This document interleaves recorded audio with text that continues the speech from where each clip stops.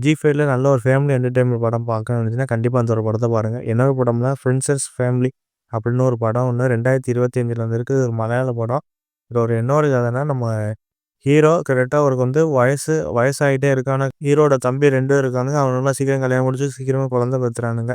இதெல்லாம் ரொம்ப காண்டாகி மன உளைச்சலா இருந்த நம்ம ஹீரோ எப்படியாச்சும் ஒரு கல்யாணம் பண்ணணுமே அப்படின்னு சொல்லிட்டு ஒரு கல்யாணம் ஒண்ணு பண்றாப்புல.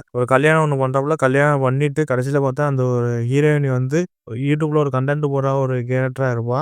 அவ ஹீரோ எப்படி சொல்றது, நம்ம எப்படி சொல்றது, எல்லாமே சாதுவா இருக்கணும் அப்படின்னு நினைக்கிற ஒரு கேரக்டர். ஆனா இதுக்கு அப்படியே ஆப்போசிட்டா ஒரு ஹீரோயினி. கடைசியில பார்த்தா ஒரு 2 பேத்துக்கு இந்த சோசியல் மீடியால இருந்து என்னென்ன பிரச்சனைகள் வருது அப்படின்னு ஒரு கான்செப்ட்ட போட்டு இந்த படத்த எடுத்து வச்சிருக்கானுங்க. இது எப்படி சொல்றது? இது முக்கியமா ஒரு மைய கருத்து. நம்ம சோசியல் மீடியா ஒரு ஒரு ஆள பெரிய ஹைப்ல கொண்டு வந்து நிப்பாட்ட, அதே மாரி எவ்வளவுதான் நம்ம ஹைல போறோமோ, அந்தந்த அளவுக்கு நம்ம அளவுக்கு டவுன் ஆகிட்டுரும்னு இந்த படத்துல காமிச்சிருப்பானுங்க. சோசியல் மீடியா எவ்வளோ நல்லது, எவ்வளோ ஆபத்துன்னு இந்த படத்துல காமிச்சிருப்பானுங்க.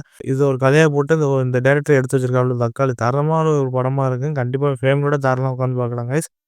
எப்படி சொல்றது, நம்ம ஹீரோ ஸ்டார்ட்டிங்லேருந்து எண்ட் வர அவர வச்சு தான் சிரிப்பாவே இருக்கு. நம்ம எப்படி சொல்றது, ஒரு பக்கம் பார்த்தா என்னடா யாராருக்கெல்லாம் கல்யாணம் பண்ணது வைக்கிது, நம்ம ஹீரோவுக்குலாம் கல்யாணம் ஆக மாட்டேங்குது நம்மளே ஒரு பக்கம் ஃபீல் பண்ணுவோம். கடைசியில பார்த்தா ஹீரோ அவ்வளோ அவ்வளோ தடைகள தாண்டி ஒரு பக்கம் கல்யாணம் பண்ணினாப்புல. அதுக்கப்புறம் நமக்கே யோசிக்கும், ஏன்டா இவ்வளோ போய் கல்யாணம் பண்ணி கூட்டு வந்த அப்படின்னு நமக்கே தோணும். ஒரு மஸ்ட் வாட்சான ஒரு ஃபிலிம்.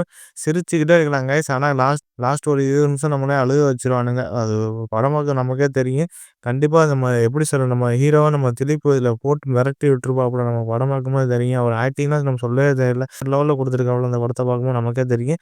இந்த ஊடகங்கள் நம்ம என்னென்ன பிரச்சனைகள்லாம் சந்திக்குது, குடும்பம் எப்படிலாம் பிரியுது அப்படின்னு இந்த படத்த போட்டு ஒரு மெயினா இந்த கான்செப்ட்ட போட்டு வச்சிருக்கானுங்க. ஒரு ஃபேமிலி என்டர்டெயின்மென்ட்டா உட்காந்து நம்ம பார்க்கலாம். படம் தமிழ் டப்பிங்கோட இருக்கு.